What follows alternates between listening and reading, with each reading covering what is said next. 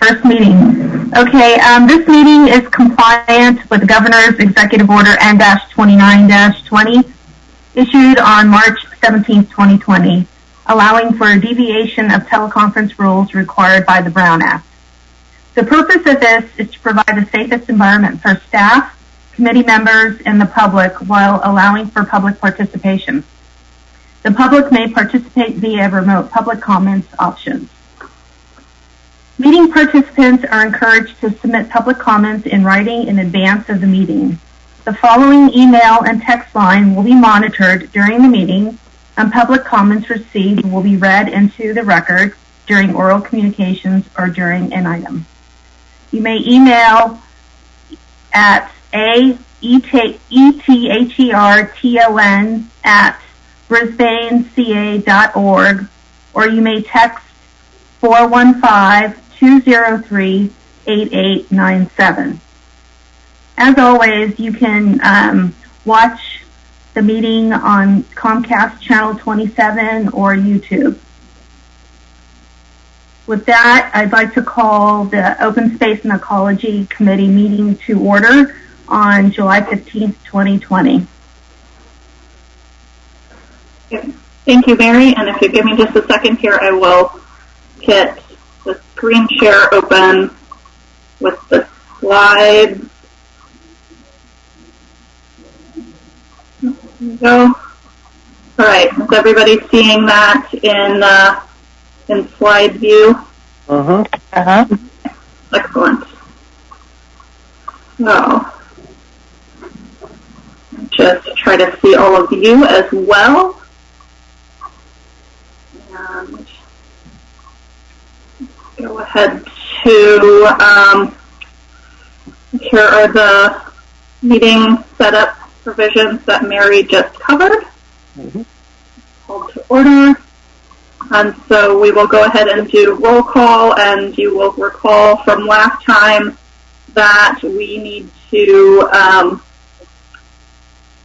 do all of our voting by individual verbal confirmation. So I will just go ahead around how I see folks on my screen. Mary Rogers. Here. Carl Lamb. Here. Ross Banks. Here. Michelle Salmon. Here. Barbara Ebel. Here. Bud Fieldman. Here. Great. Have a full committee and move on to adoption of the agenda. I move that we adopt the agenda as published. Second. All in favor? Aye. Oh. Aye. Okay. Sorry, we usually do one by one. And I didn't catch, Michelle made the motion to adopt. Who was the second? Barbara. I did. Oh, Glenn, sorry. Great. Mary. Yes. Carl. Yes. Yes. Rob. Aye. Michelle. Yes. Barbara. Aye. Glenn. Aye. Great. Okay, oral communications. Let me just quickly double check. I have not seen anything come through on my end as far as oral communications. Bob, anything on the text line? No. Okay. No. Can I do an oral communication? I suppose, but my understanding was, committee member comments were under chair and committee member matters, not oral communication. Okay. I thought we sometimes did something under oral communications if it was kind of not directly related to OSEC business or like a subcommittee. Sure. So I just wanted to say that I turned in a go request to Public Works and asked them to mow a lot of the scabiosa along Quarry Road. There's been a real outbreak of scabiosa this year, which is an invasive species. And it was going to be kind of a pain in the neck because they have all those big rocks, and the mowing between the big rocks are on the side of the road between Buckeye Canyon and Owl Canyon. And so I wasn't sure they were going to do it because it's kind of a pain in the neck to mow between the rocks. Mm-hmm. But they did, or they asked the county to do it, and they did a wonderful job. They got rid of a huge amount of scabiosa.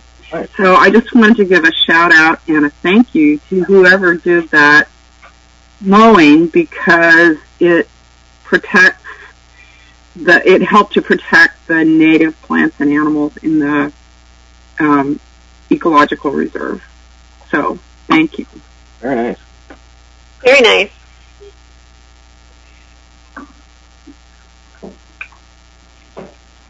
Adrian, do you know who we can thank for that? Or Bob? Or Karen? I don't know. When you say Alan Buckeye, I think that is county, but it's possible that the Public Works maintenance crews did it, not even distinguishing that. I couldn't check, but I didn't even know. Just wanted them to get thanked because they did a really good job. That's great. Okay, no. That was awesome.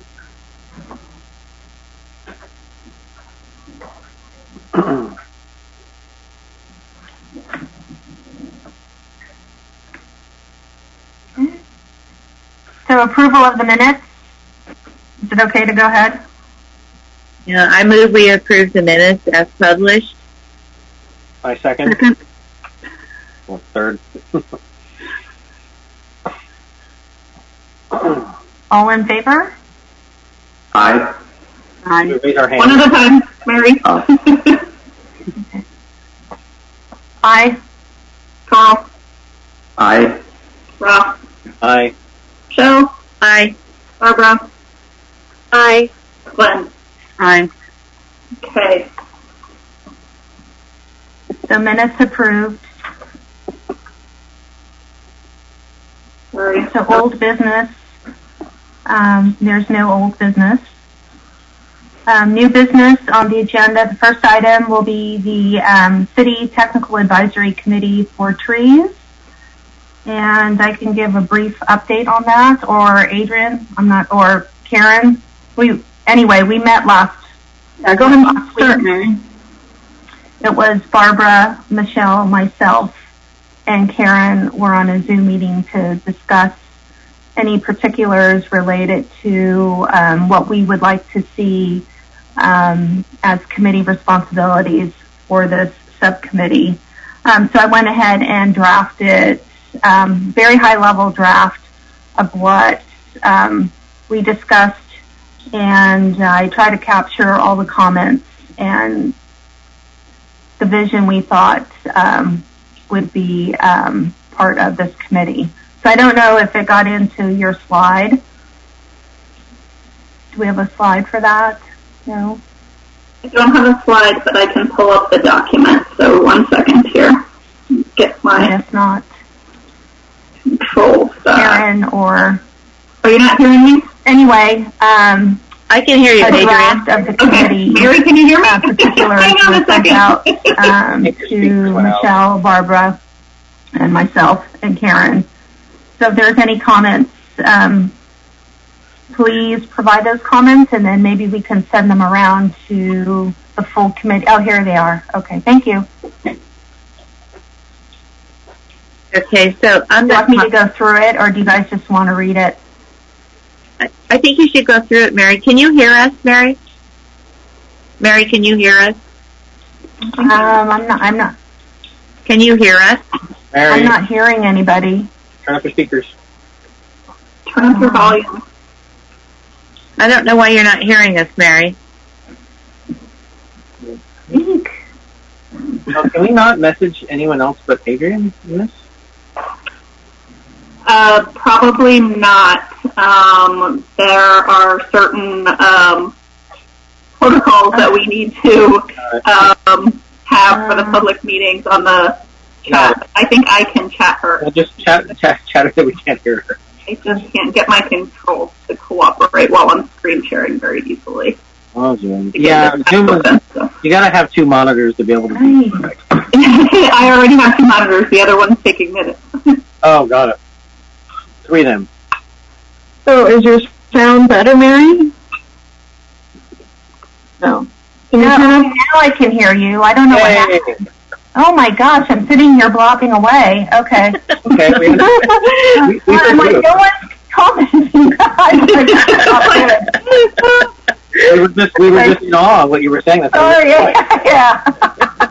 So, Mary, we would like you to go through it, and then, Adrian, you hid the comments that we had on this side. I was going to make remarks about some of those the comments that Karen made or answer the question.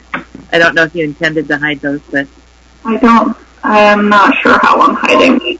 Oh, that's okay. It might just be a Zoom issue. Sorry. Yeah, it could be. Okay.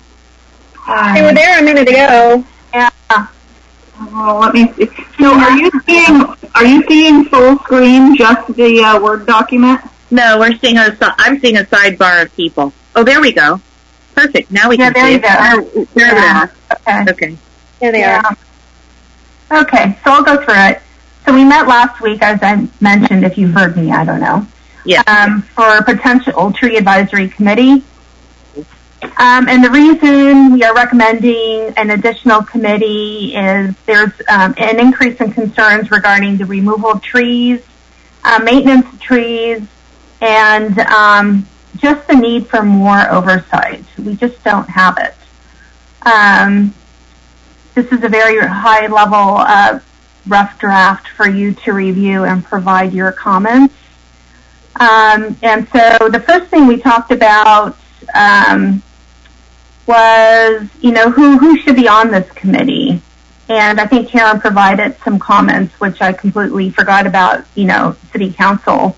But we, maybe one or two folks, maybe from open space, a member from Parks and Rec, a member from Public Works, an independent member, preferably an arborist, and then an independent member, a community citizen. So I don't know if everybody's in agreement with that. Maybe we should increase it, decrease it. Would love to hear your thoughts. And so what would It all sounds fine for me. I just want to point out that my comments did not, I sent some, and I think this version doesn't include my comments. Okay. That's okay. Yep. When did you send it? Like 2 o'clock today. Oh, okay. Did you send it? I opened that and I didn't see any comments on there. I didn't get any. Okay. Oh, did you send it to me? I didn't notice that. Yeah, I just sent it directly to Karen. Okay. So, It's okay. so I think we have this, my Zoom is lagging, so I've got my video off and I'm still seeing the agenda, so I apologize. But I was at the meeting, so I have my notes. So we put this on the OSEC agenda because the subcommittee was talking through this idea of this kind of tree oversight committee that could have input into trees that are being removed. And my question was, are we talking about street trees or are we talking about private trees too? Because Mary drafted like the street trees. And we're bringing this to the full OSEC committee because OSEC will ask council to do this if the full committee wants to do so. So this is the time to discuss what's being proposed and get comments from the full committee about what the subcommittee came up with. Yeah. I think when I put down, network, I don't know. I think that the technical advisory committee should include private trees as well. Private trees as well. Okay. Yeah. Unless I really do. I think you're right.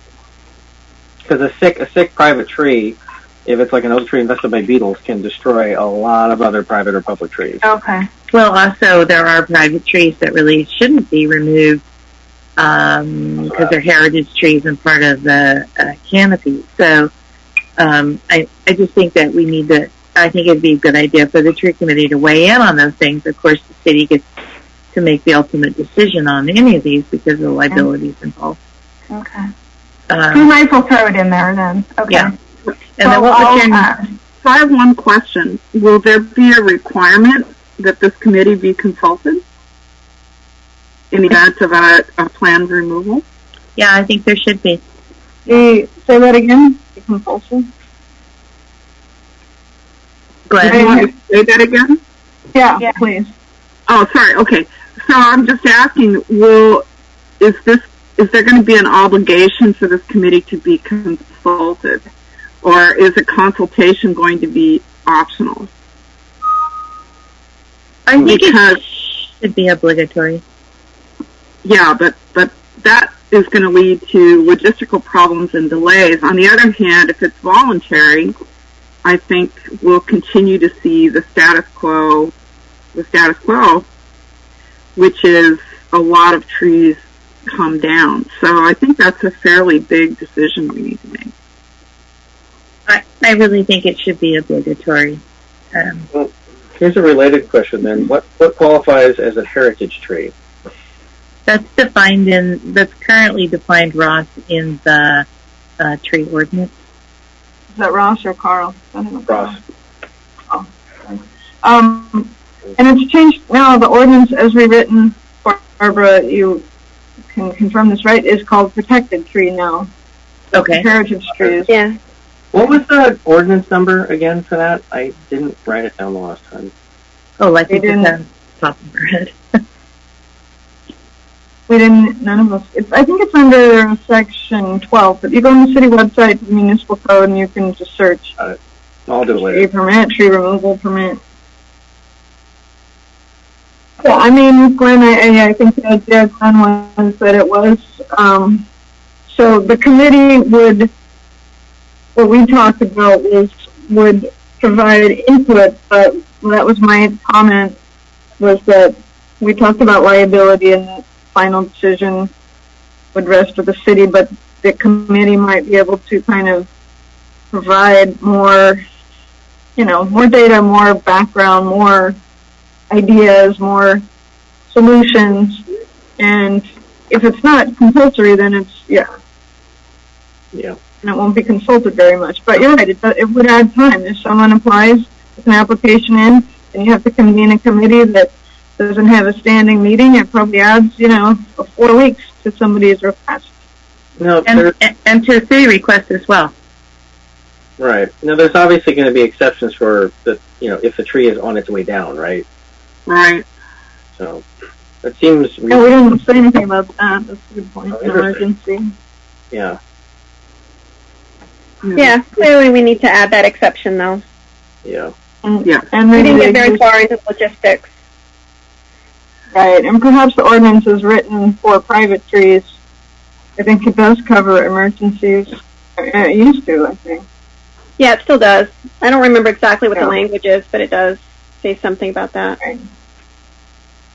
So one of the things that didn't really get covered in this document was the whole idea that we had about having an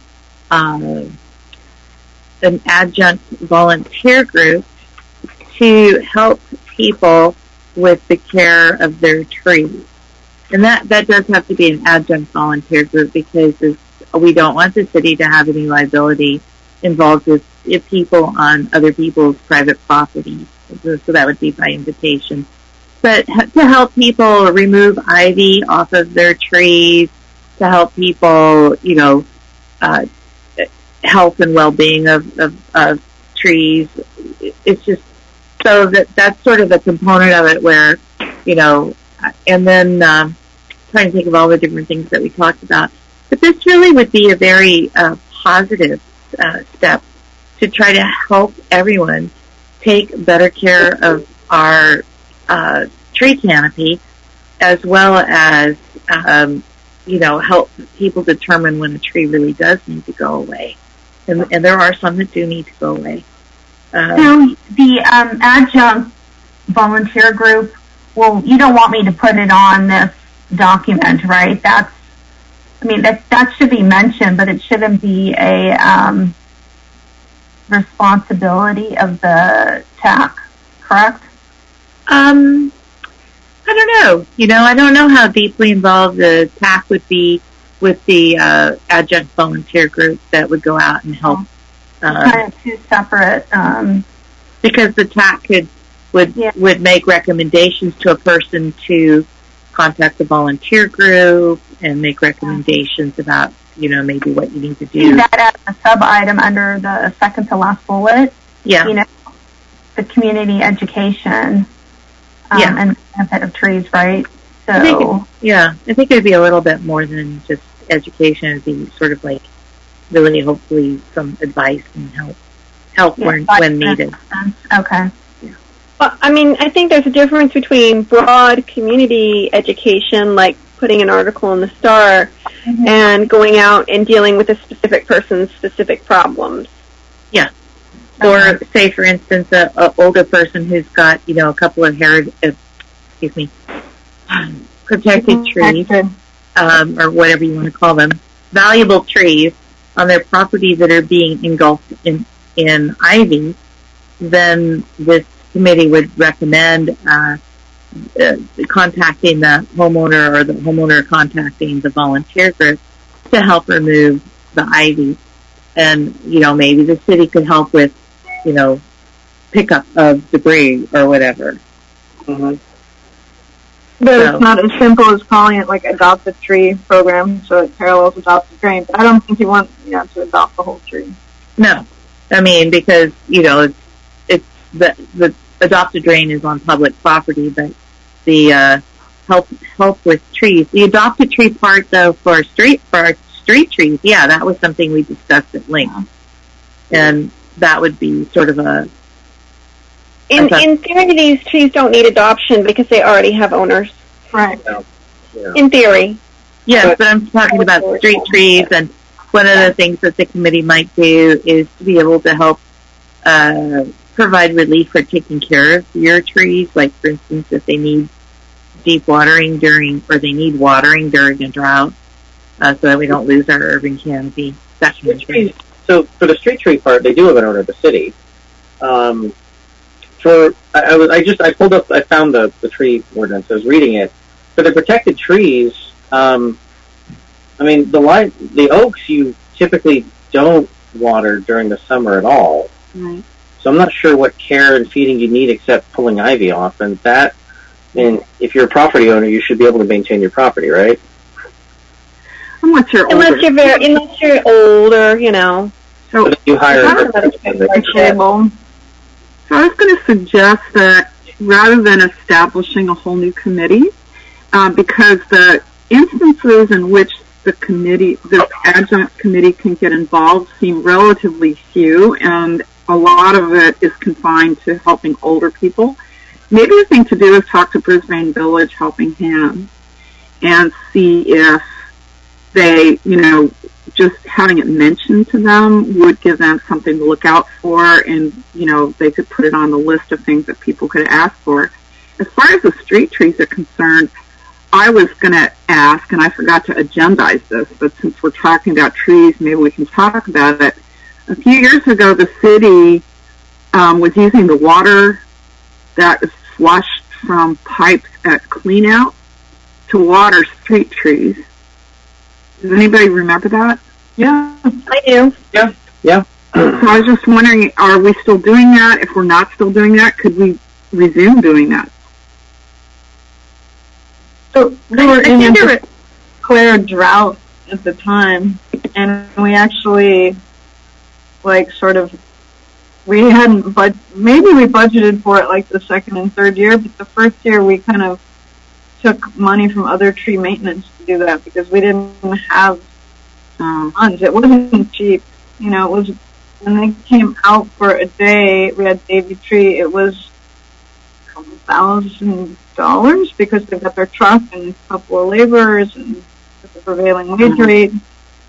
So it ended up being some 5-figure, I don't remember now, so I'm kind of guessing, but, tens of thousands of dollars for the whole season for what they did. So we probably can't afford it. Well, this is why... And we were in a declared drought, too, so I'm not sure. Do we think we're in that situation now? We may be again very soon, yes. And this is why... Why should we wait to get to a drought to do it? We should be proactive. Because rain waters the trees. They don't need it if it's raining enough. Okay, there are, can I finish? Can I say something? Can you guys not hear me? I don't know. Okay. So it is important that street trees get watered. They're not all native to this area. So some of them do require more water and some don't.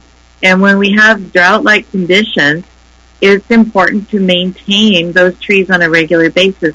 And this is why I think the citizen adopting the street tree in front of your house is not a bad idea at all.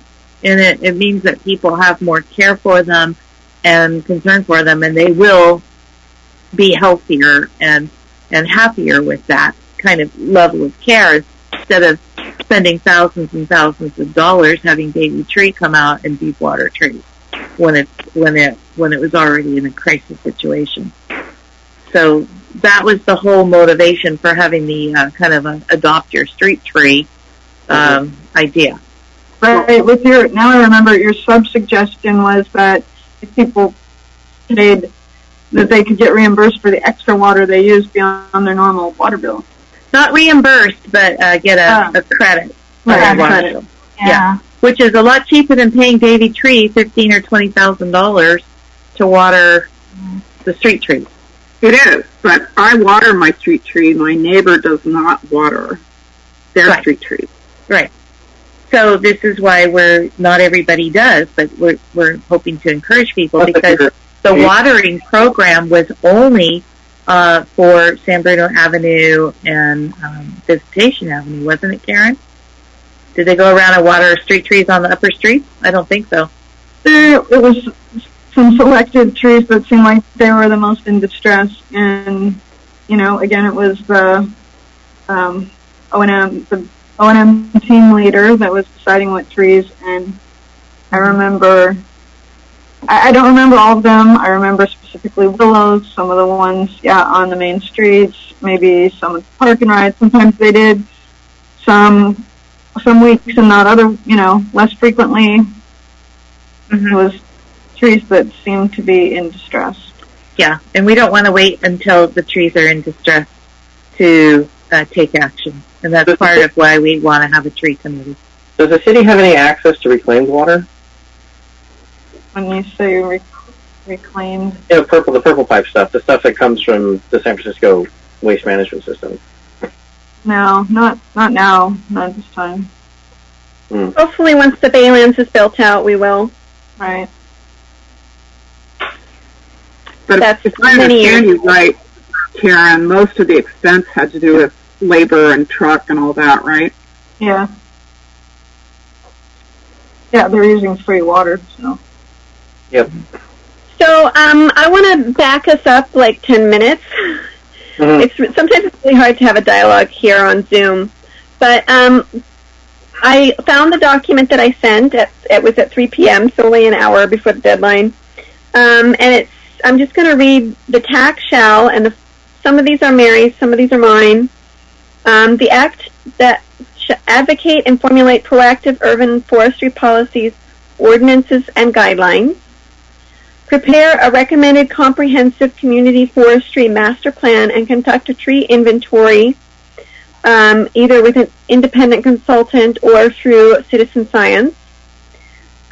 Recommend best management practice for tree inventories for future replacement of trees and new trees. Network with other agencies and community residents.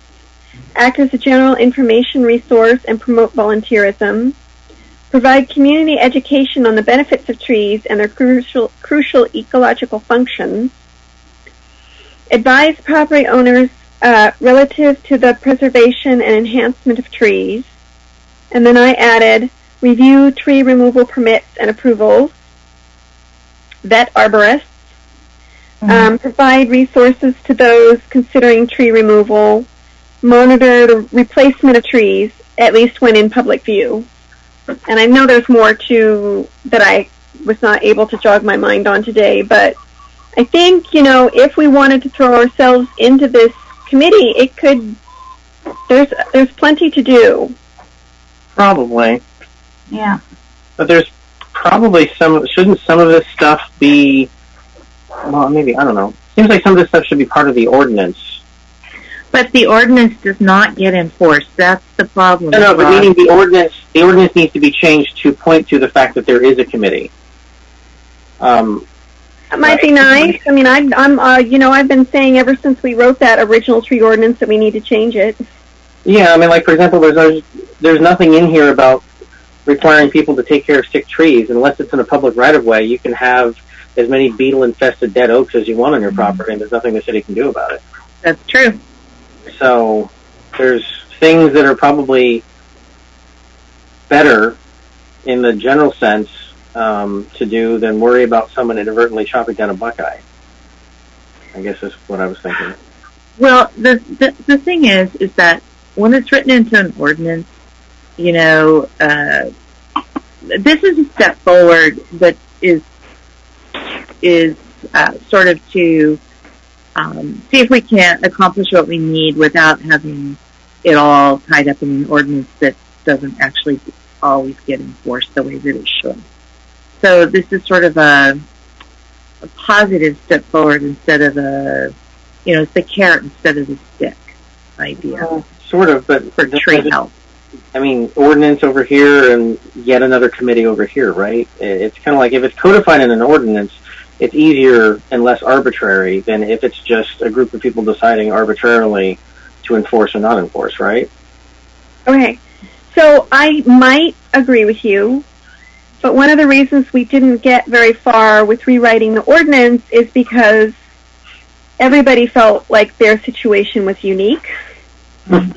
And they needed to be heard, and they needed to have their circumstances accounted for in a way that, I don't know, I guess trees are very personal things because they have to do with people's, they're large entities on people's property. Uh-huh.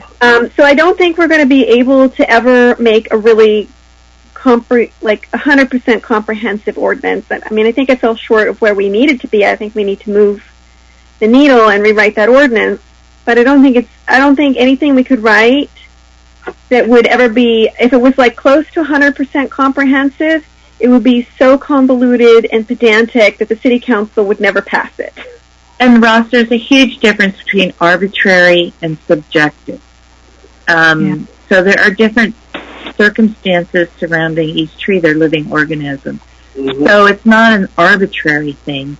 It is subjective, and that's the whole point of having the tree committee, is that we can look at all of the facts and weigh them and make a informed advisory advice.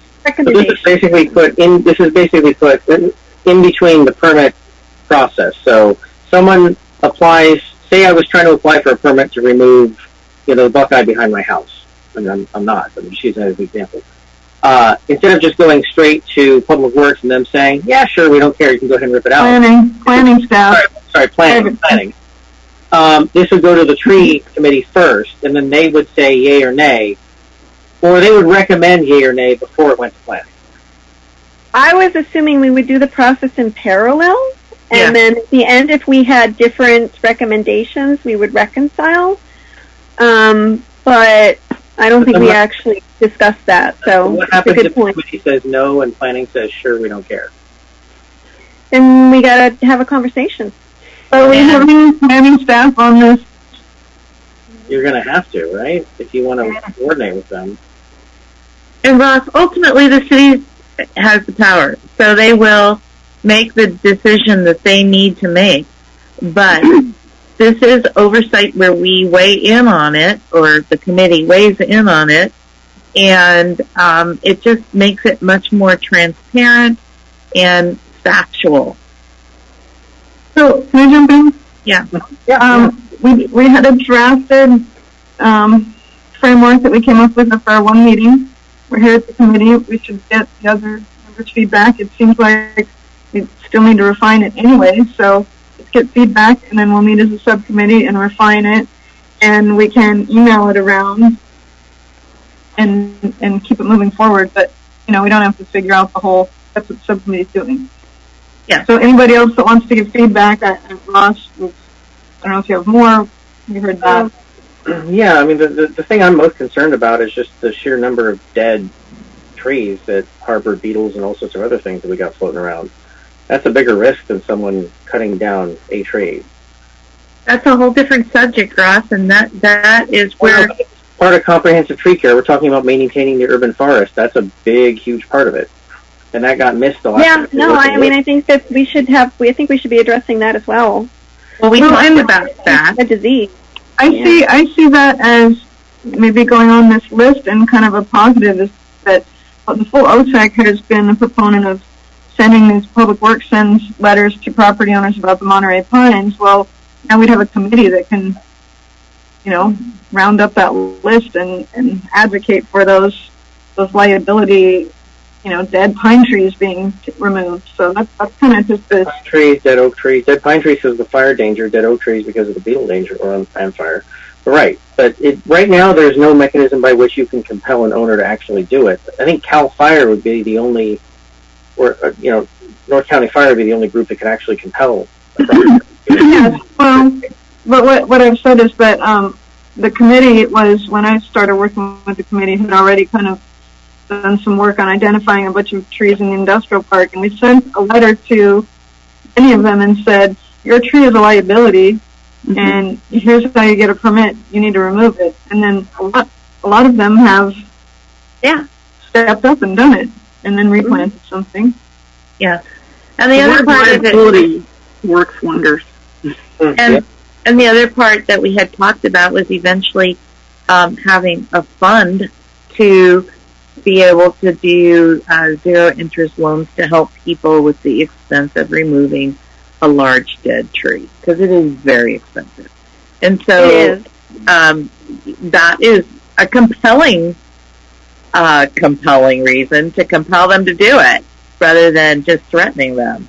Is help them remove dead trees as well through whatever means that we can figure out. So these are things. This is basically a tree advocacy group that will advocate for healthy trees and help people get rid of ones that aren't healthy within the confines of what we're able to do, both financially and legally. It was interesting, on the flip side, for those folks that have private or protected trees on their property, when I was looking at other advisory committees, the state of Hawaii actually has a tax credit for those folks that have protected trees on their property, and if they maintain them, they will qualify for this credit. Well, that's interesting. So, that's awesome. Yeah. That's something I can do a little digging on, but it may be worth doing so. But it wouldn't be any money out of the city's pocket if we could somehow manage to get that. Yeah, I mean, I think that was something that would have to go back to the county, but I'm all for it. Yeah. Not a bad idea. Trees are pretty big. Yeah. Well, I think this is a really great start, and I'm looking forward to kind of smoothing it out and hammering it down and moving forward. Other feedback? So to summarize, the comments that everyone has on the subcommittee, if you could forward those to me, I will update this document and then send it around for I guess the full committee. Is that okay to do? No, let's stay with the subcommittee one more time. Okay, all righty. Where we want it. Get it where so we want it. Send me your comments, in the next week or two, I can update it for the next meeting or for the next subcommittee meeting. Okay. Great. Okay. Thanks, Okay. Mary. Thank you. Okay. You want to go on to the next item? which is transportation emissions. I think that's you, Adrian. Is that you?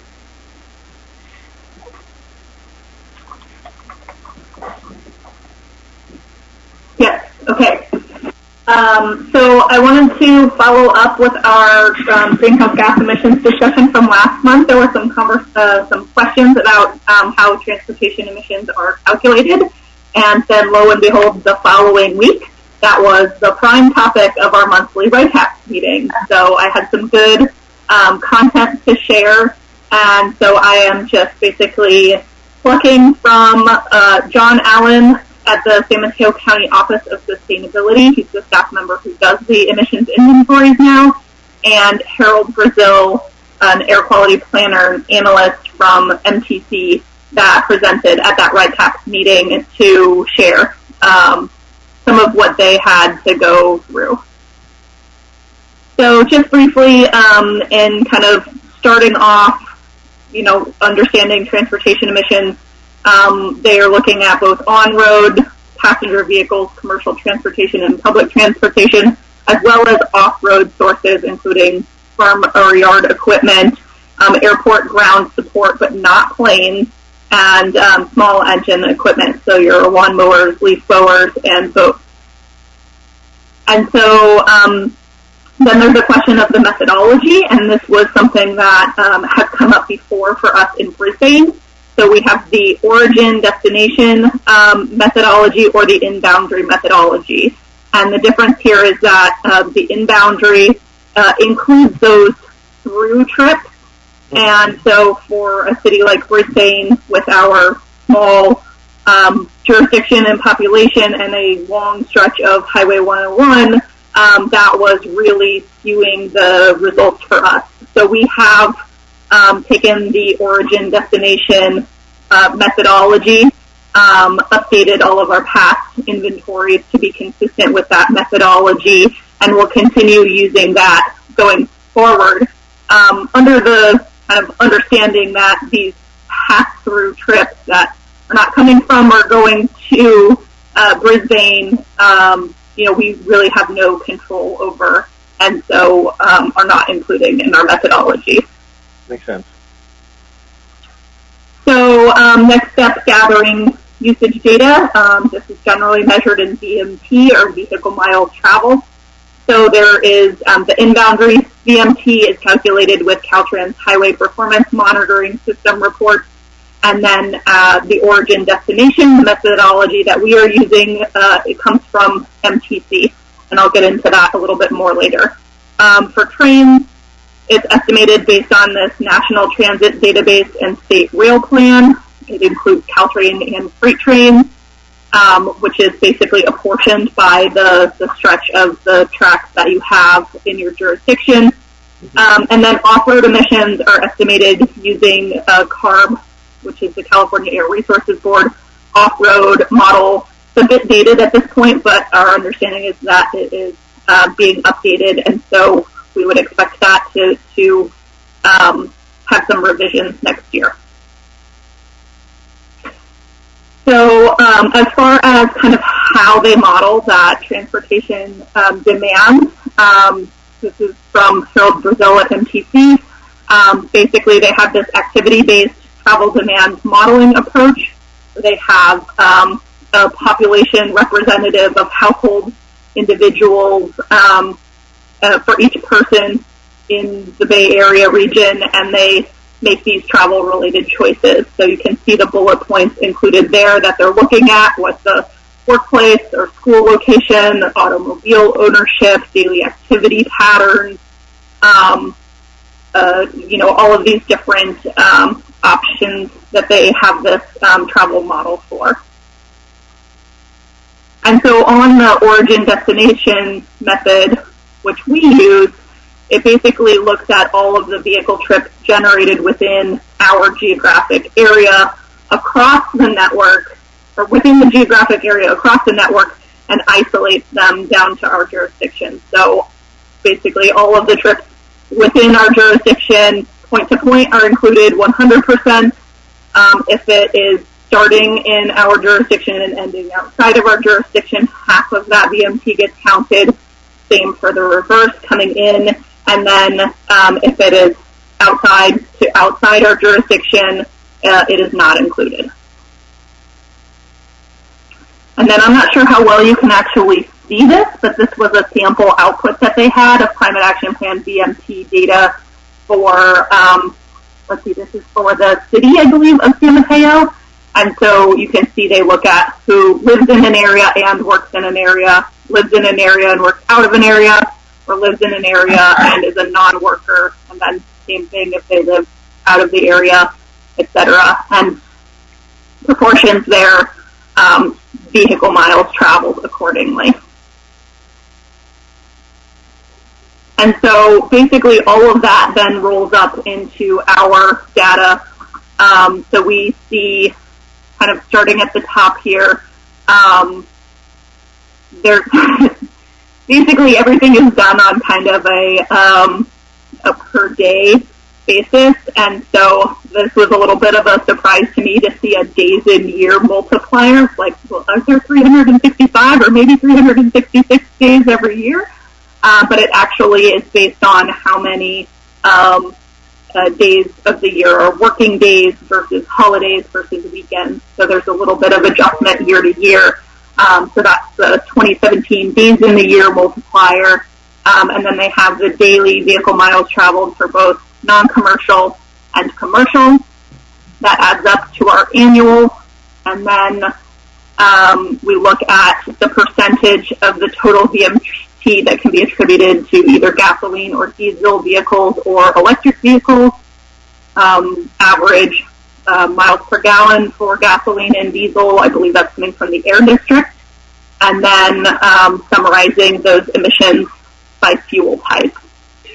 So you can see kind of how that stacks up to a total emissions of 26,411 metric tons of CO2 equivalent. I left out a couple of steps in there where they're actually translating from other emissions like methane and NOx into carbon dioxide equivalents, but for the sake of kind of streamlining the conversation and making this table readable.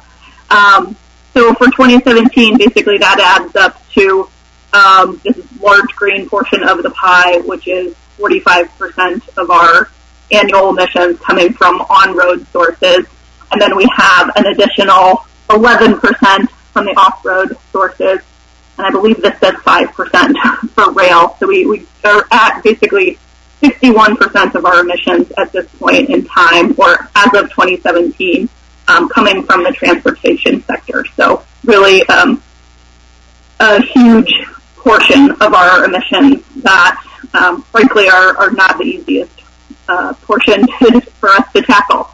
And I think I have one more way that I wanted to, be able to slice and dice it. So this is looking back to all of our past emissions inventories by source.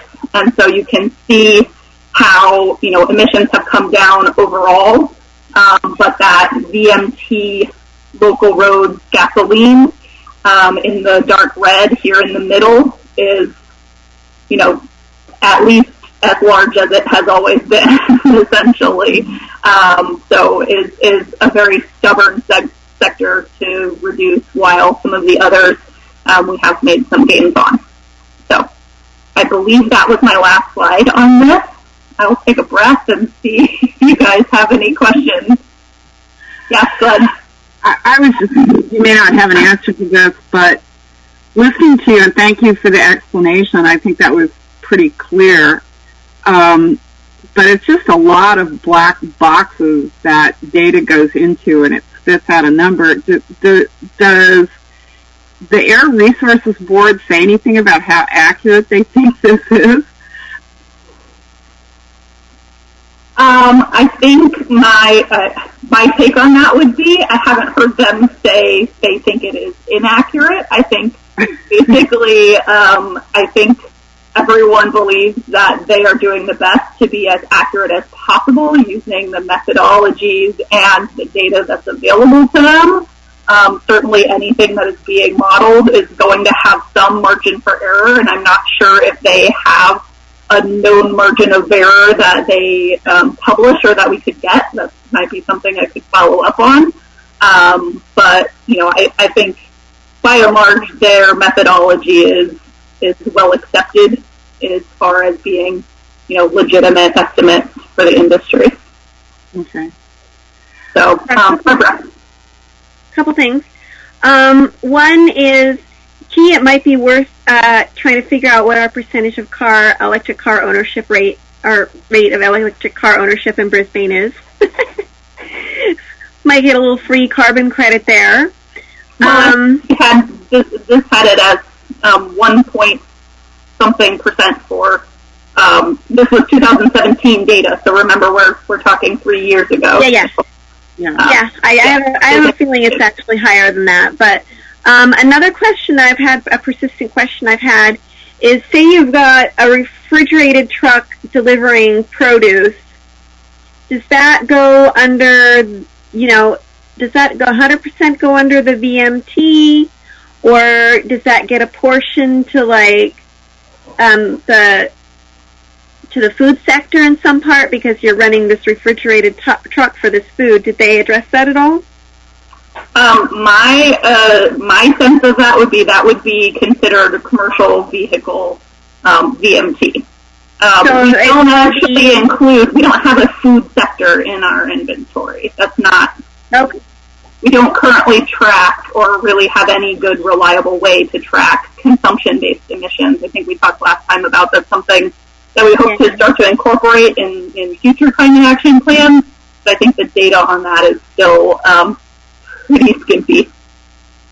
Yeah, so I mean, if you decide to break out food from that, that's going to really, I mean, for better or for worse, that might really change how our transportation emissions look. We'll find out once they do it, and I understand why it's difficult. There's another question I had. Oh, can you send us these slides? Because I think I'd actually like, you know, they're a little squinty here on my screen. I think I'd like to actually pore over them at some point in the future. Yeah, in fact, I actually realized this afternoon when I was going over this before the meeting that I had drafted an email for the Climate Action Plan Subcommittee with the entire presentation from RICAP, and I never hit send because I was waiting for the other thing that I wanted to send you, which was the CAP template, and I thought I was going to have it a couple of weeks ago and still haven't gotten it. So I will go ahead and send that without that at this point in time, and if the entire committee would like to see it, I'm happy to send it to everyone as well. Cool. Okay, I'm seeing some head nodding. I think there was something else, but go on. Okay. Any other questions from anybody else on this topic before we move on to the next, which is highly related? Yeah. All right. Okey-doke. So the next is a city staff commute pilot proposal, and so I will mention that this is something that we started discussing before coronavirus. So how exactly this will all move forward is probably going to look very different, but we, Karen and Justin Ewan and I put together a proposed pilot program to try to address our city staff commute. And so we looked at the commute.org program. They have some rewards, but we don't have a very, I don't know that they are very well known among our city staff, and there are very few participants in those programs. So we wanted to have our own localized program that would provide some similar benefits. And so our thought was to have participants able to earn $25 gift cards for every 10 days that they logged in this STAR platform, which is available to us for free as commute.org member. And they would be able to get up to a maximum of 4 gift cards. And the eligible modes would include walking, biking, transit, or carpool. So really, you know, trying to encourage folks to just not drive alone, and we thought this might cover folks both who live in Brisbane and are close enough that they could walk or bike, as well as, employees who are maybe a little farther away but may be able to take public transit or carpool. And that carpool would be, potentially with somebody in the workplace or somebody outside the workplace using some of the other apps like Waze Carpool and things. So we were just imagining a short pilot program of maybe 4 to 6 months or until the funds ran out if it were very well subscribed, and doing a survey of staff to evaluate how people thought it was going, whether the incentive was enough to get them to change their behavior, and what values, what kind of incentive values might be needed to change behavior if not. And then we would use, it looks like something got cut off there, we would use those results to potentially recommend a longer-term program. So, again, this is something that was kind of a draft proposal, and at this point in time is on hold. We had hoped to be able to get some money in the budget for it to do something this fall, but the budget being what it is, and a lot of us still working from home, it didn't move forward at this point in time. But we are hopeful that when we emerge from our current paradigm, that maybe we'll be able to see about incorporating something of this sort. Karen, is there anything you wanted to add or clarify? I think you did pretty well. It was funny about the gift card because it's equivalent to a couple of dollars per day. That in itself isn't maybe super motivating on its own, but a gift card is a little more fun, and you can spend it and get something maybe a little more significant. And it was meant to spur change. It wasn't meant to completely in itself change people's habits, but maybe if they tried it and they did it a few times and they're like, oh, there's a little reward and it's pretty, I'm happy to be doing this and it's not that hard. It's sort of initiate new behaviors. I think it's a great idea, and especially because COVID has really put a dent in mass transit, and people are already worried about how to get people to use it again at some point. Oh, yeah. So rolling it out after COVID is probably a really great, incentive for people to pick up old habits. Hopefully there will be some public transit left for them to use. Yeah. Go ahead, Ross. I was going to say, everyone's hurting. BART and Caltrain are talking about needing federal bailout money pretty soon. Right. The San Francisco supervisors failed to pass something yesterday, and there's so much going on. I didn't read this carefully, but one thing I read today suggested that in failing to pass this resolution, they'd effectively killed Caltrain. So, so Caltrain is in real bad trouble. It's followed closely by everything else, BART, Muni, everything. Yeah. Shit. Yep. I did have a clarification on this, Adrian. Yep. I guess this is only for city staff. Is the intention for this to roll out more broadly within the Brisbane community, or some variation of this in the future? Well, this would be specifically a staff-geared program. However, commute.org does have very similar programs that are widely available for the community. They have different promotions at different times, so what exactly is available at any given time may change. And I think we do occasionally promote the commute.org incentives that are available, but we could probably step that up a little bit more, I would think. But we were trying to provide something that the commute.org program generally tends to be countywide. They have a lot of incentives that are drawing, so there's a much wider pool of people who are participating in them, and this was kind of intended to be a more narrowly focused program on city staff so that there were more immediate incentives for folks, if you will. Yeah. If I understood correctly, before the VMT miles for gasoline, that included everyone, right, in Brisbane? And you said that part was most difficult to adjust or change for everyone. So I think I mean, this is probably not the correct time for it since everyone's at home, but 2 years from now or whenever we roll past this hump, we can try to squeeze that bar. So with strategies like this, so with the broader community. Certainly, and I think it would be a good thing for us to try it out and see how it goes and see how we could broaden the program at that point in time. I did something you mentioned made me think of.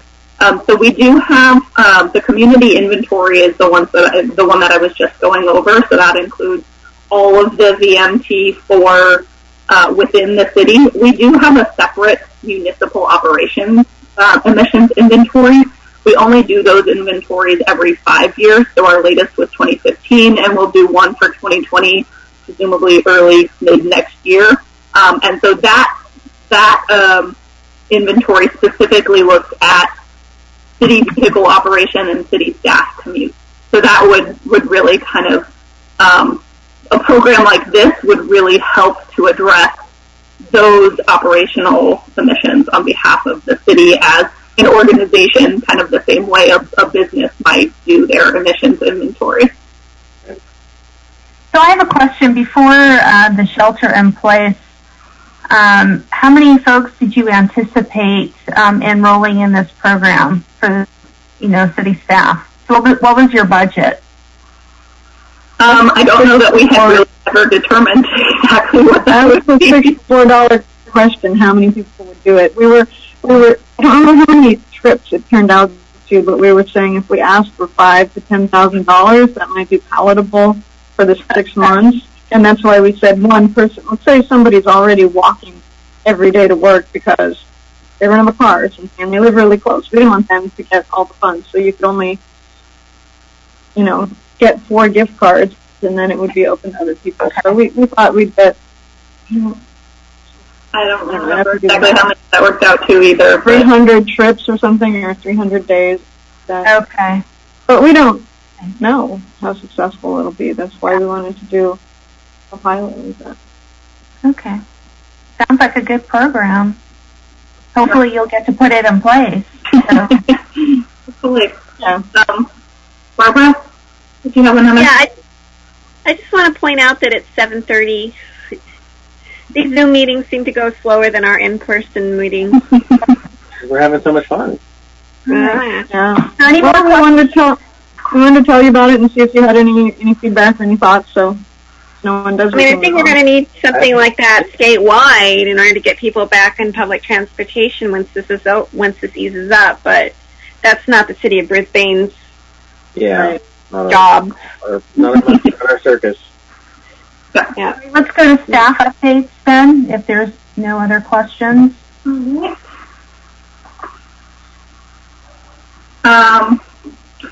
So I can go ahead and start. I'm on a roll already. So I wanted to start first. I have several updates related to the building efficiency program. Some of you may be on our email list and have seen that we launched our voluntary compliance pilot recently. So we are hoping to get building owners and stakeholders to submit their benchmarking for 2019, a year earlier than required, to help us test out our infrastructure that is in development, partially built out at this point in time. We've had 3 people say so far that they were interested, and some of those may represent multiple buildings. So we're optimistic. We have a call scheduled next week with one of them, and have reached out to the other 2 to try to get a meeting scheduled with them to see how we can help them get through that process. And we are also planning to put all of our city buildings, which have recently been benchmarked, in the pilot as well. Nice. That is awesome. Yeah. I was very excited we were able to get that going. Building. Sorry, what was that? I can't wait to see the report on the Public Works building.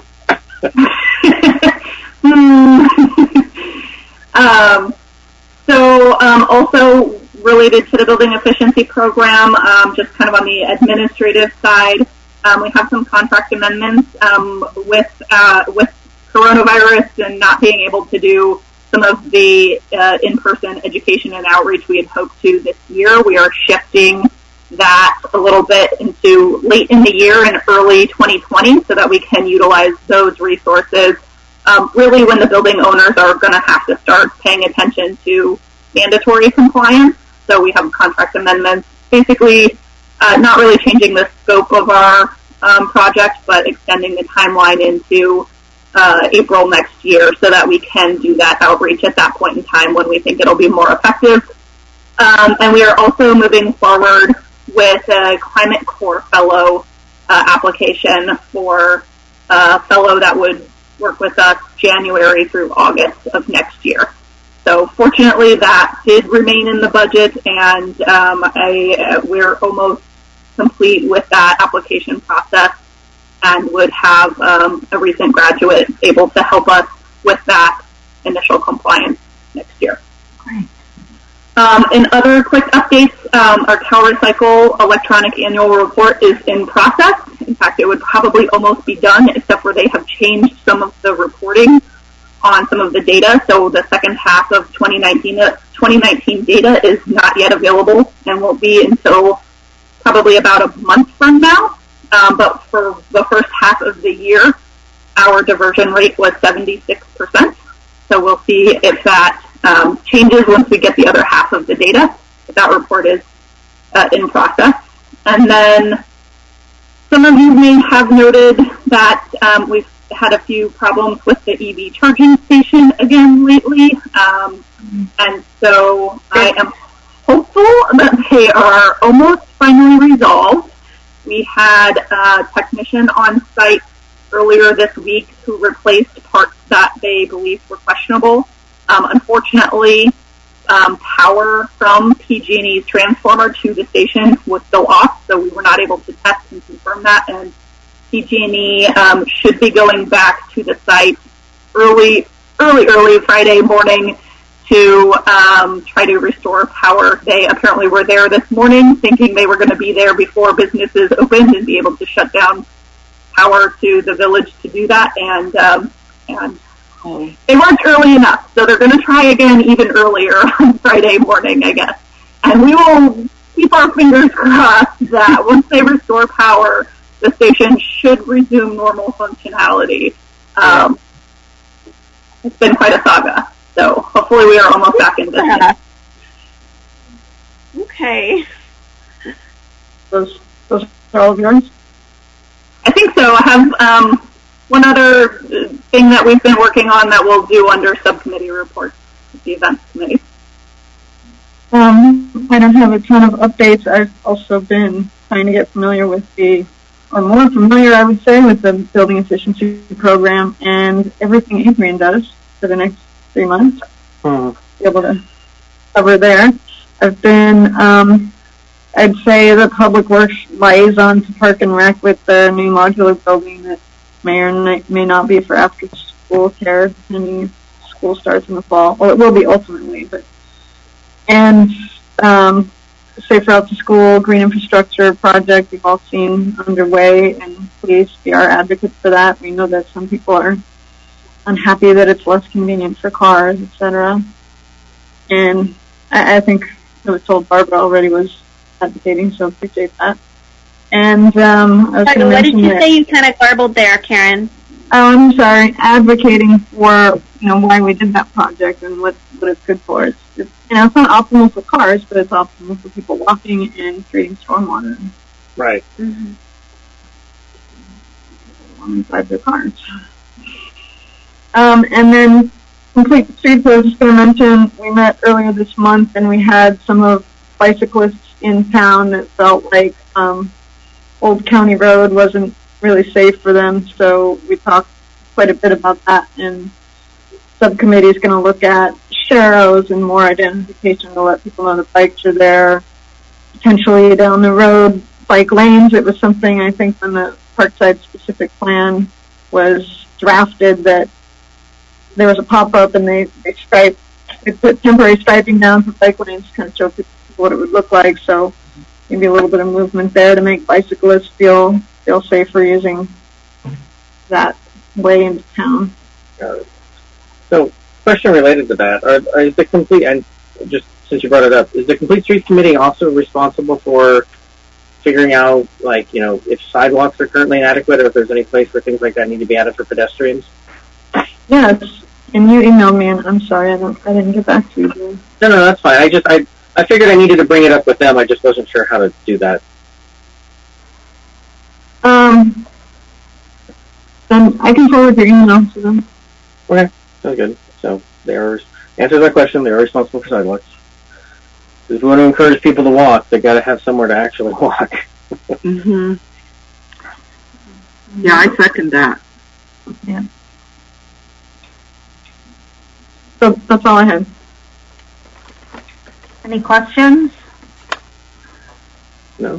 Does Bob have any? Yeah. Here, Mom. Quiet. Hi there. Yeah, I've got only a couple brief updates. One, the coastal cleanup month, Michelle, that you forwarded that email right before the meeting. Yeah. I have signed up as a site captain.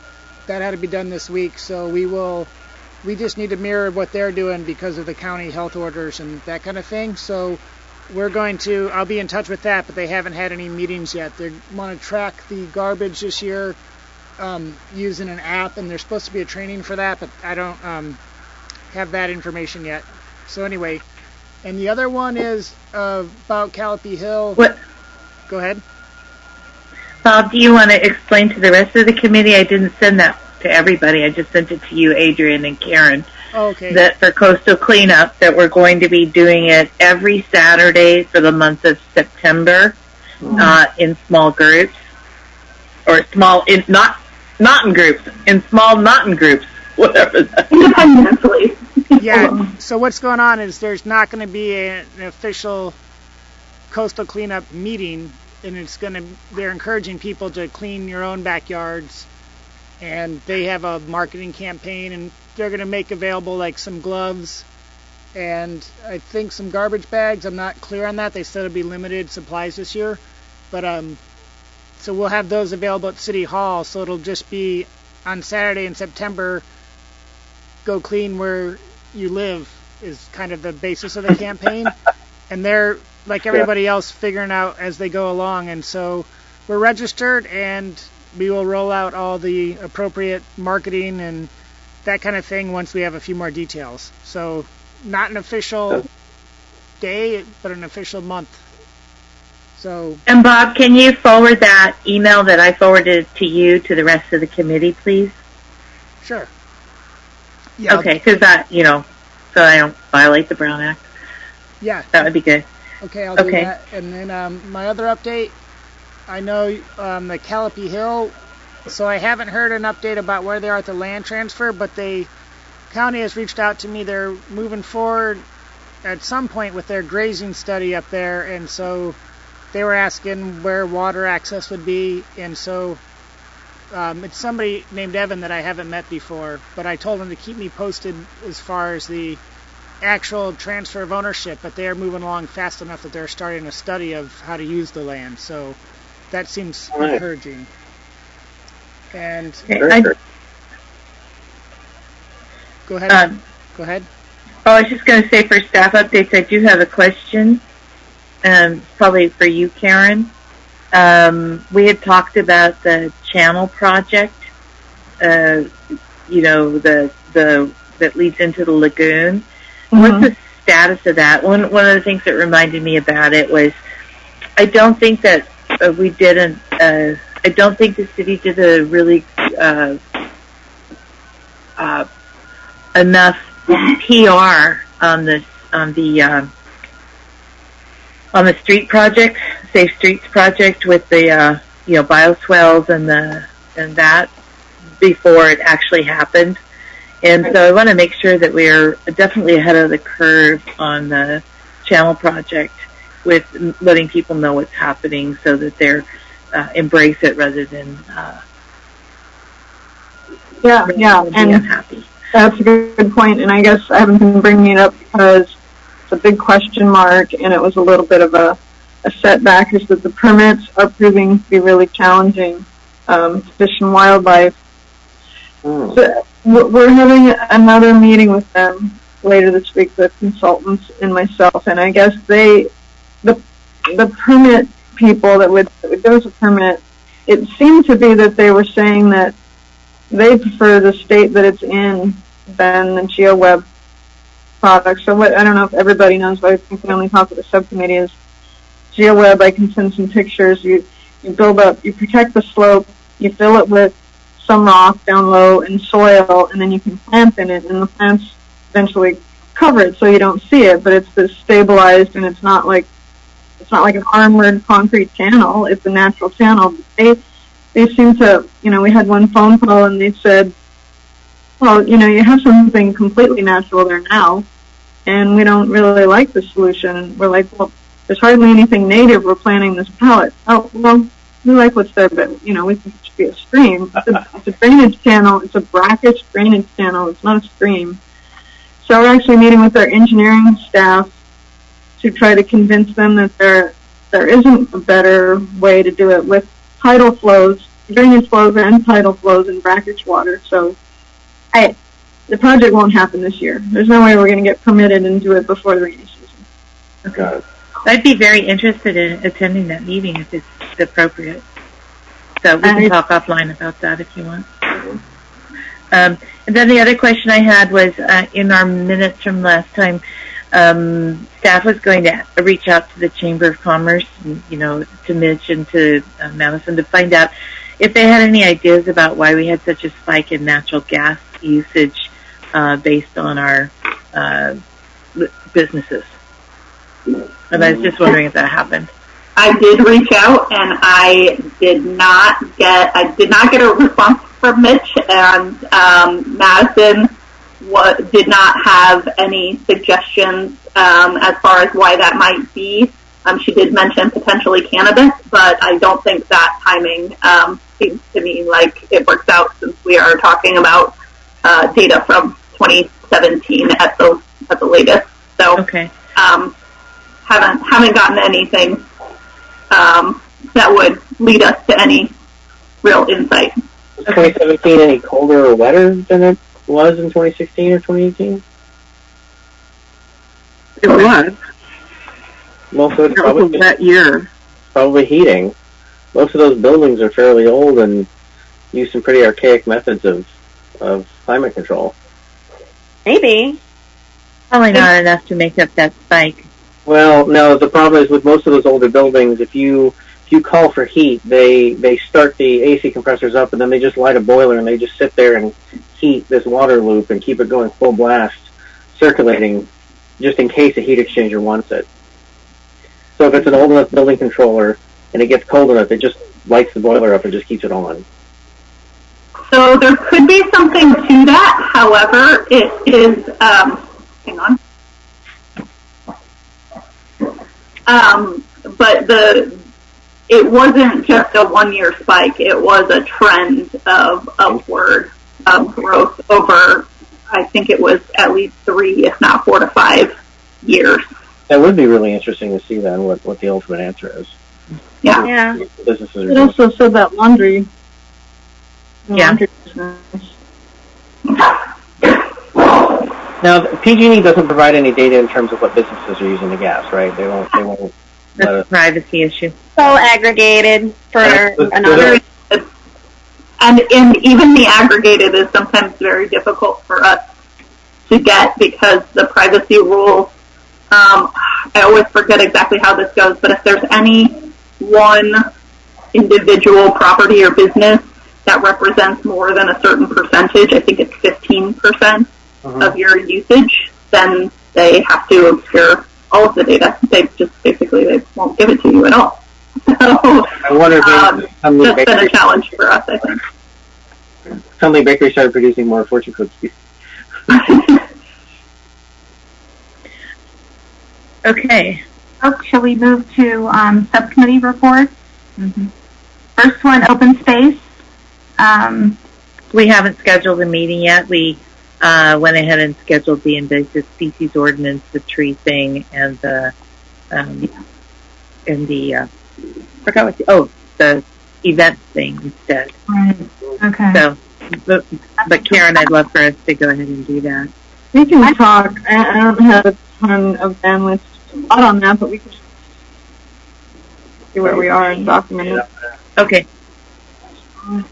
I don't know if this is the correct committee to bring this up, but Glenn, did you want to talk about the Frito-Lay property? I actually went out there twice and never could quite figure out which property was at issue. But Mary, you could just explain to the committee what the issue is.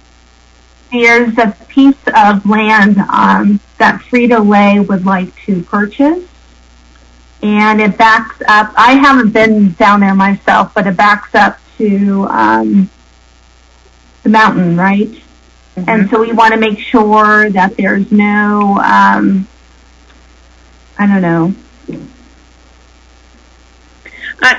problems. Can I speak on that real quick? Yes, please. Thank you. I am actually not in favor of the city selling that land to Frito-Lay for multiple reasons. One, it is public access to social trails going up to Devil's Arroyo and Crystal Cave, etc. It was bad enough when we sold the Shanghai property. And the other part of it is that once that property doesn't belong to us anymore, even though we would have easement according to the plan, it means that, that there's a potential for them wanting to clear that land and then have even more of a fire break. And it really is public access, and I don't think it should be sold. I really don't. If they want to, clean it and use it, that's one thing. But we need to be able to go in and remove broom and remove other things. And I have actually walked that property. And at one point, I had hoped that we would be able to have a trail, access trail from South Hill Drive up along the property line that the city owned into leading into Devil's Arroyo and up into Wax Myrtle Canyon. And this is just one more piece of the pie that we should not be getting rid of. This is part of the rail spur that was basically given to the city of Brisbane by Southern Pacific and whoever. I don't know the history of it exactly, but I don't think that we should be selling that. I don't think we should have sold the Shanghai Bakery property either. All that's become is a parking lot and a garbage dump where they litter all over the place. So it's really, and Brisbane got absolutely no benefit from it other than $300,000. So what I'm hearing is the easement may be at risk because once they do purchase it, they could block it off. Well, no, I'm not saying that because apparently there's an agreement where we would have an easement, but that doesn't necessarily mean that we would easily be able to use it. So I just don't think it's a good idea at all. What do they want to do with the land? I don't know. I understand that they want to expand Frito-Lay. They also have to do with there'll be plenty of unoccupied property next to them they could either buy or lease with the way things are going now. Anyway, I don't think that we should necessarily discuss it in I don't know. I mean, I don't want to cross the line of something we're not supposed to discuss, Karen. But I don't know anything about it, and it's not on the agenda, so. Okay. Alrighty. Maybe we should agendize it for next time. I think it'll be too late by then, but we could. Okay. Well, who would decide if the city was going to sell that? That's the city council, right? Yes. So that would have to be on the agenda to talk about at the city council, so we'd notice it if it was coming up, right? Right. Well, it has once already gone through the planning commission. It's on the planning commission right now of whether or not it meets the criteria for the general plan. So we have to wait to hear back from them, and then No, we can speak up at the next planning commission meeting. They've moved it forward. we can also ask our liaison, Karen Cunningham, with the city council about what's going on with that, right? I don't know. I mean, I don't think there's anything preventing us from asking her as a committee, is there? I can't speak to that, Karen, Adrian. I don't know. Yeah, I mean, you can't really decide as a committee if you have an agenda that you want to make a recommendation, or as a resident of the community, you can talk to your council members, your planning commission directly, but the committee as a whole making a recommendation about it, or Well, perhaps, can we agendize it for our next meeting, Karen? we're going to be on the hike, but it's a meeting, so we can talk about stuff. Right, because I don't think we want to, make a recommendation. We just want to ask, hey, from an environmental standpoint, we're concerned about it. Can you tell us more? Well, I don't mind making a recommendation. Because it is reducing open space. Yeah, it also infringes on the interface zone with the mountain. Okay. I mean, I expect they would come back with them that sure that open space has a definition that includes a rail spur. So The problem is the interface zone with the mountain and trail access. That's some of the issues I see. Right. Okay, so we can add it to next month's agenda. Mm-hmm. And as a resident, we can email the planning department, correct? And the city council, yes. The city council. Okay. So we can all do that. Okay, next, climate action plan. We didn't meet, did we? No, we haven't met. Okay. So I guess, We should probably do that. yep. Do we have a particular reason to be meeting or agenda topic? I have extremely limited time and bandwidth. Maybe we wait till after she's had a full night's sleep, so sometime in mid-2021. I would say if there was a burning topic for us to meet to discuss, I would be happy to put something on the calendar sooner than later. But if there's not, I would propose that keep updates going through the full committee and facilitate as needed with Karen. Yeah, I don't think we have anything. I would say in the next 3 months, if we get a staff template and people want to give input, we can meet about that. So I just got a blurb from the American Council on an energy efficient economy that links to a report on how well benchmarking has been working. And I think it would be a good idea if we spent some downtime maybe reading something like that. So if I send it to you, Adrian, could you send it to the subcommittee and we could at least read that? Sure, absolutely. Okay. And that actually reminds me, we also have, I've mentioned before, but we have a proposal in for the ACEEE, or a paper in for the ACEEE conference, which would normally have been in mid-August. They're still moving forward with a virtual conference, and we're waiting to find out. I understand we should have news tomorrow about whether there will be a presentation opportunity. So Mark from our consulting team is the lead author on that, and I'm a secondary author of a paper that talks about our benchmarking program and some of the things that could be done subsequent to our benchmarking program. So I think that will also be interesting reading once that is finalized as well. Great. But happy to share. Yeah. Okay, next item, events. So I'm assuming that is the recycled art fall under events? Yes, it does. Okay. Yes. So who wants to take it? I can. So we had a really great meeting and brainstorming about having a recycled art contest where you create art or crafts out of recycled materials.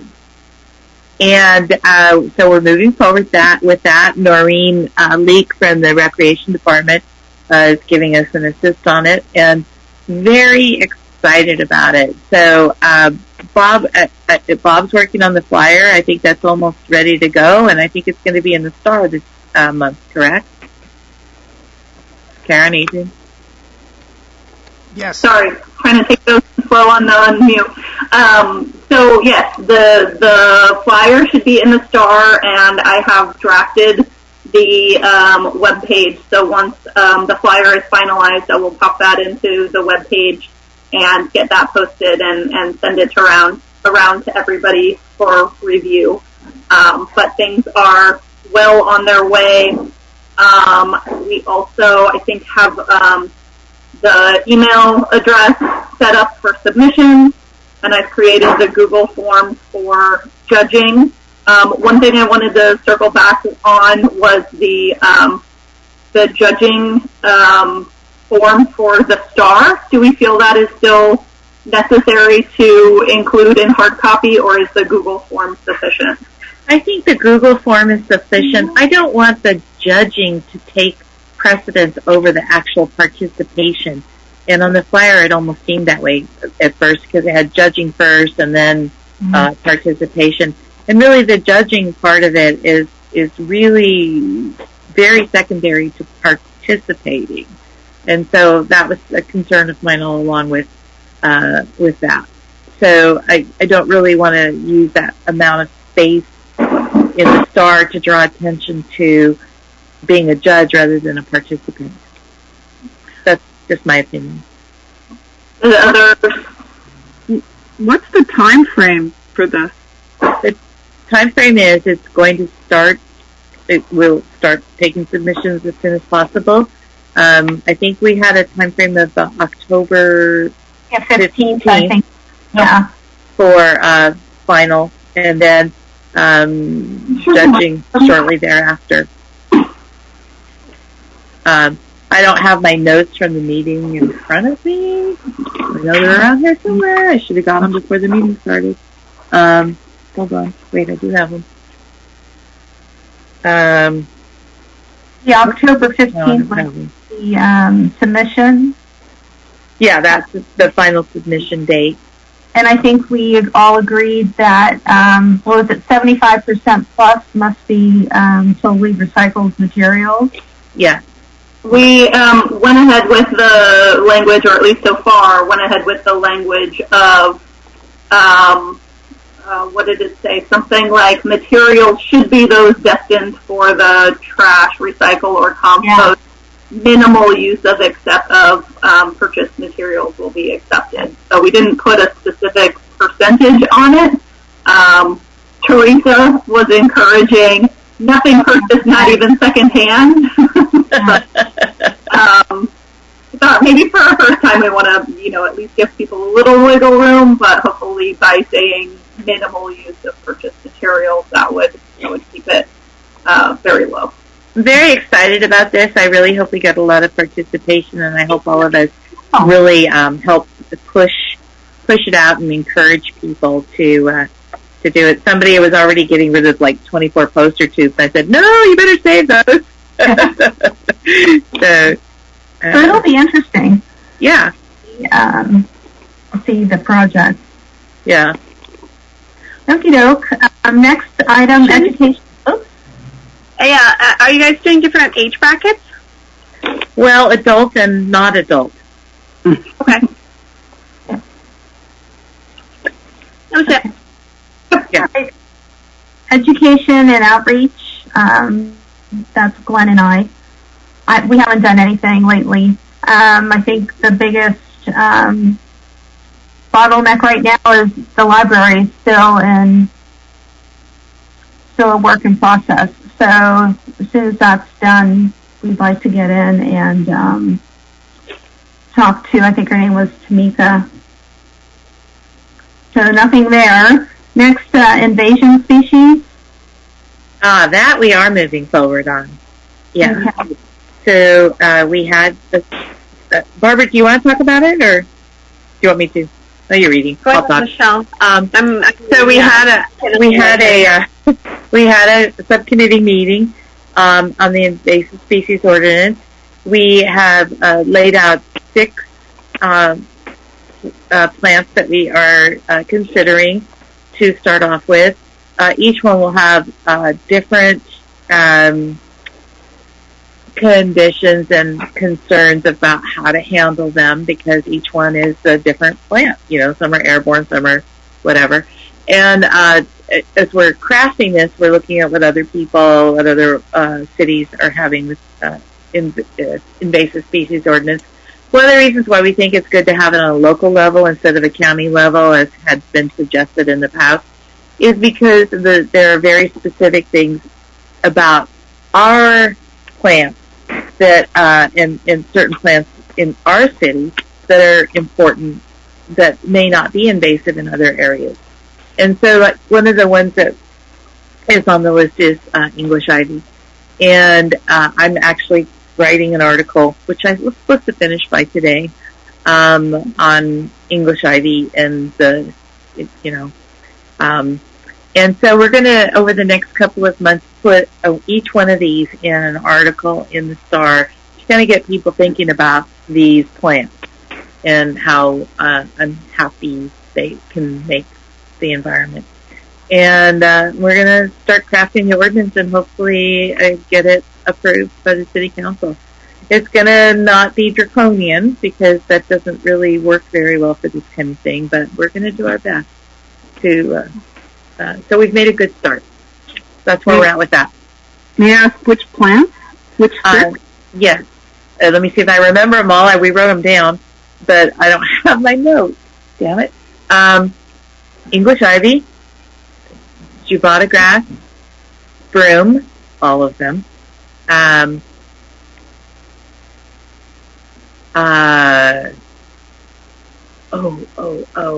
Help me. Barbara. Looking for my notes. I can't. My tablet has fried itself. You know, it was having problems during the meeting. It's completely fried itself now, so I'm like... Is cotoneaster on the list? No. English and Cape ivy, all broom, grass, gorse, maybe fennel, maybe. Yeah, and fennel. We could add cotoneaster, but I think that's going to be kind of a tough one, Glenn. Why? People have a lot of coton. We can make it as a recommended invasive species, but it's not one we're going to be able to easily police. So we were trying to really pick the ones that we could really have sorry, the cats are doing a rumble. So we could consider adding cotoneaster to the list. Karen, would you make a note of that one? I just did. Okay. And I thought of it when we talked, but I was like, well, they didn't bring it up. Because I know it's one of the ones that On Point Land Management designator, so. Yeah. Just 2 other suggestions. One is scabiosa, because that is an ornamental that does keep popping up at nurseries, and people do plant it. And that is a problem for us. That's a really local invasive. Apparently it's not invasive everywhere, but it sure is here. And acacia. Yeah, I had suggested that one, and then we disregarded it, but I don't remember why. Okay. So let's put those on the list, too.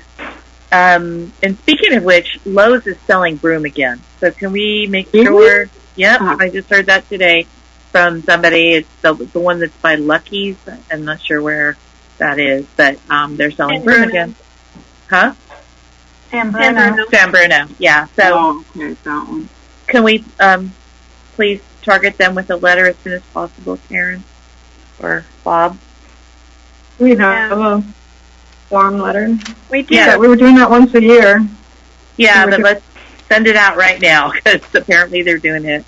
So, if we can, is that possible? Yeah, I'm sure we can possibly just change a few words in the date on that form letter and go ahead and send it to Lowe's and point out to them particularly that they've been caught selling broom.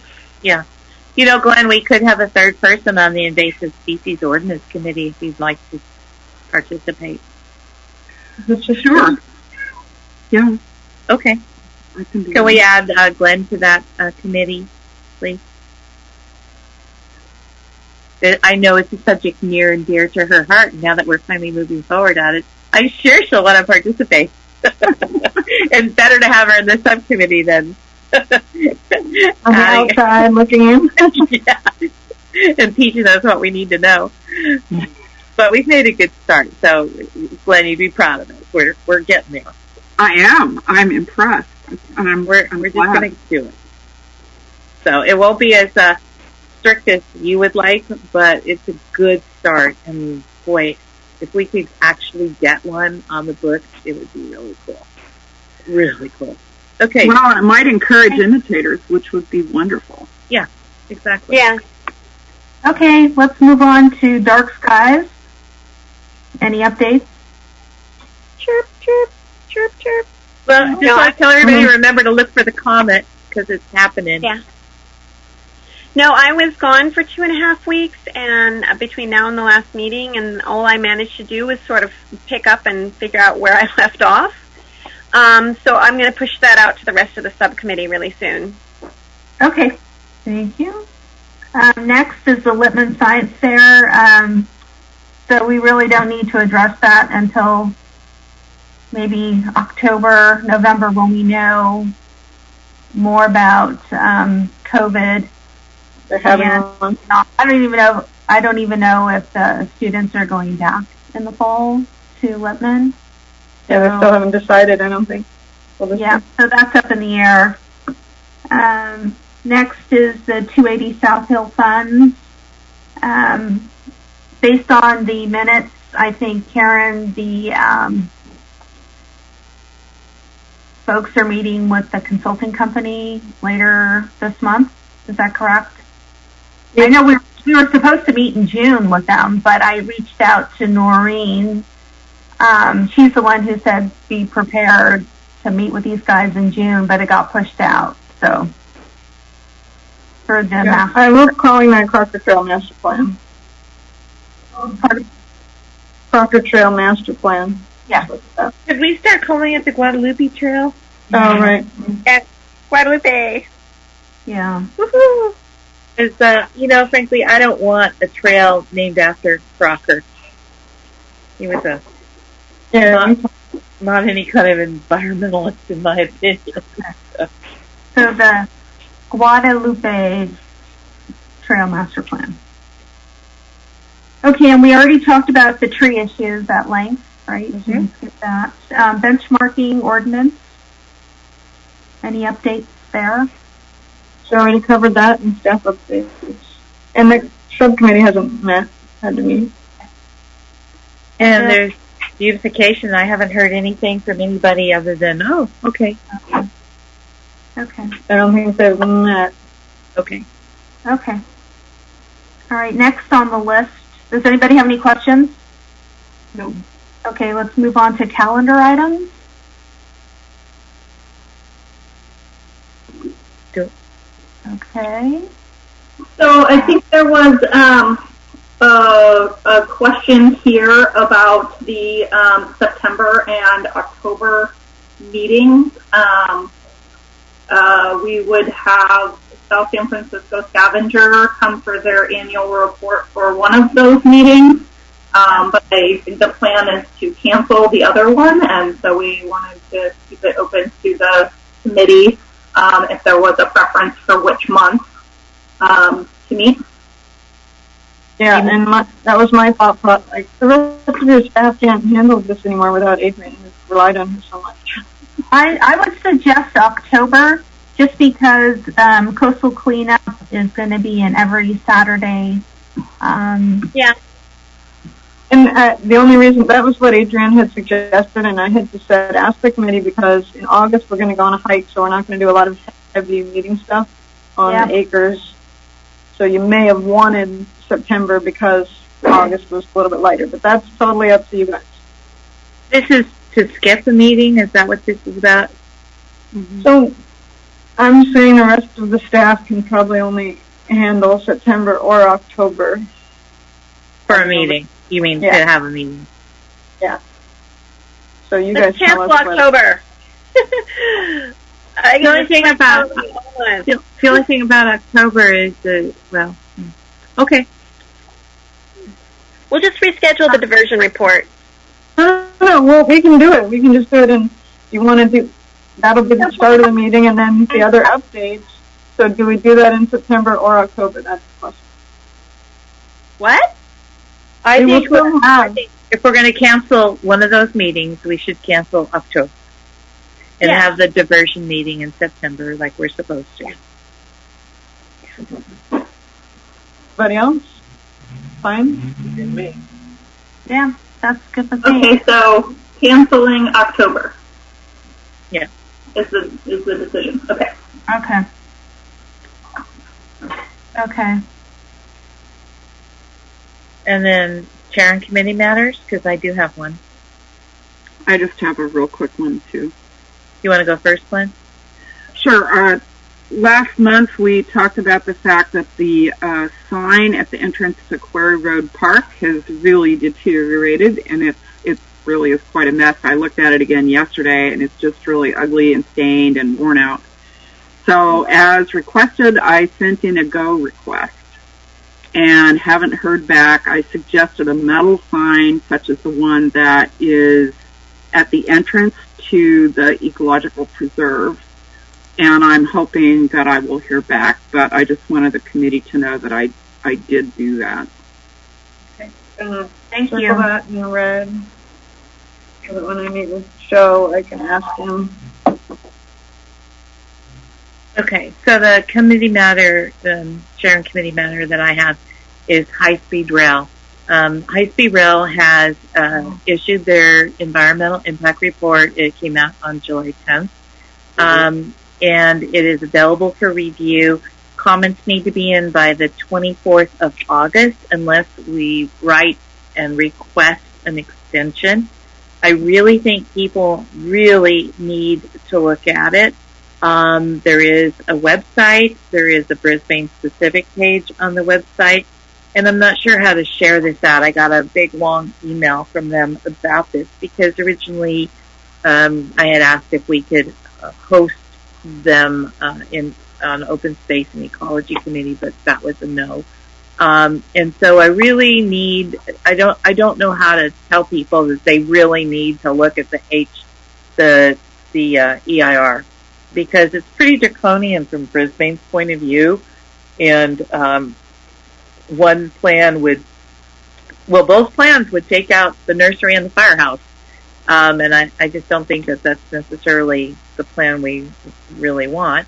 But also, one plan would practically shave the part of Ice House Hill away, and the other plan, does a whole bunch of other things. And, people are pretending like it's not going to happen, and it may not happen for a long time, but it is going to happen, and at least the land will probably get purchased by the state of California, or at least said they're going to purchase it.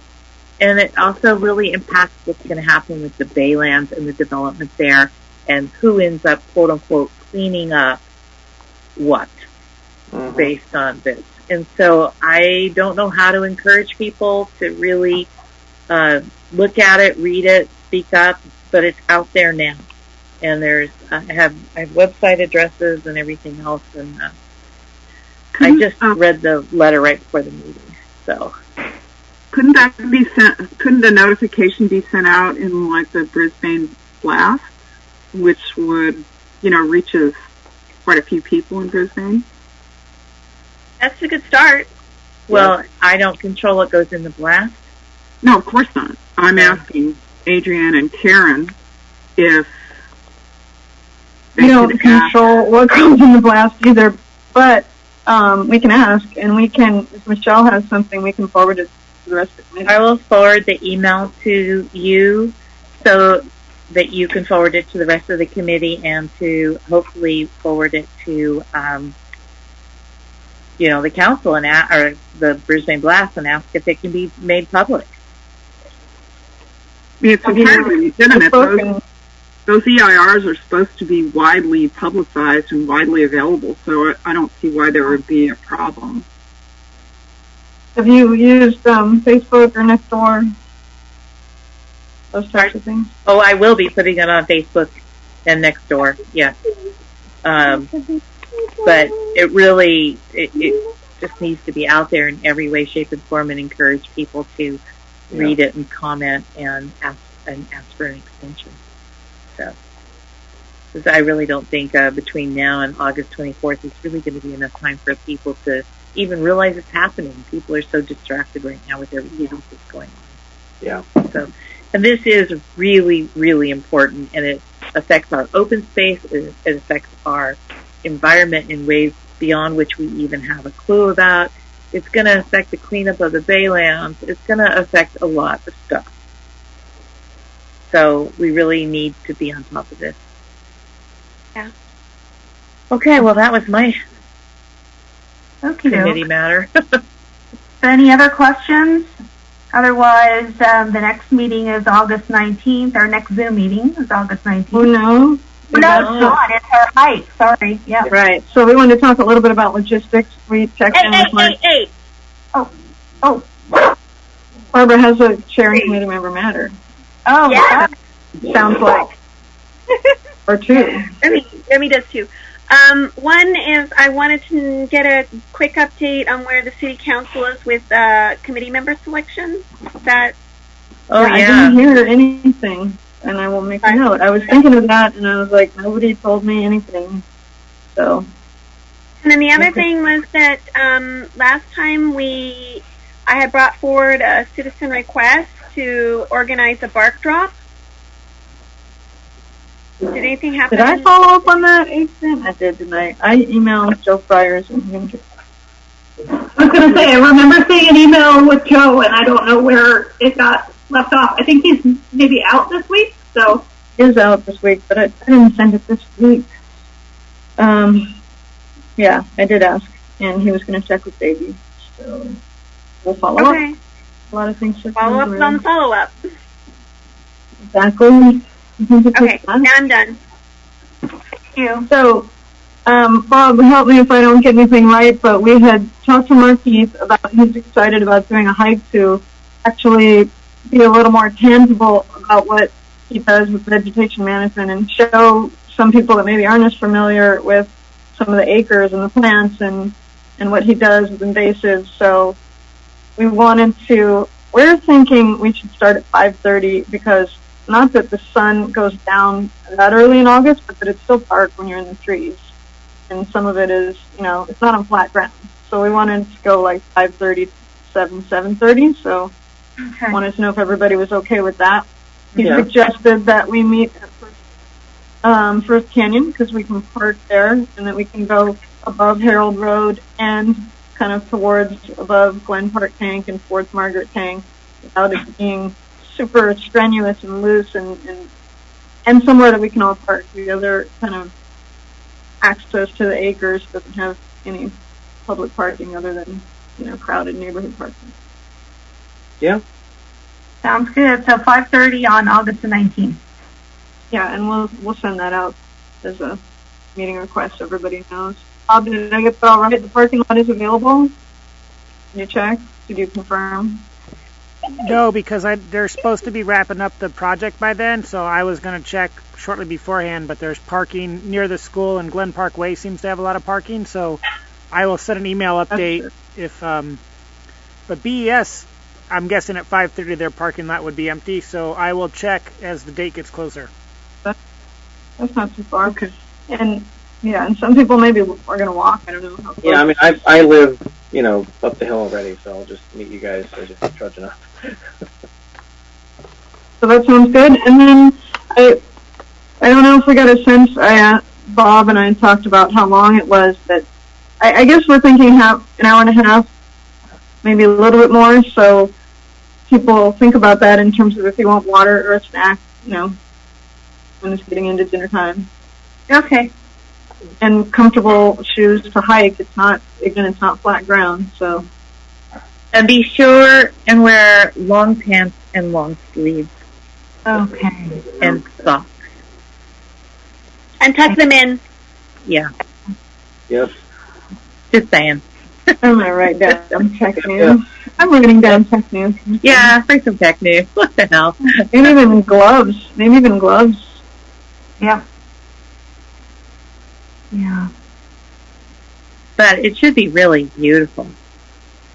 Yeah, it should be cool. I'm excited to do that. Yeah, I am too. All right. Okie doke. So if there's nothing else, this meeting's adjourned. Thank you all. We gotta move. Thank you. Don't we? Bye, everyone. Move. All right. So moved.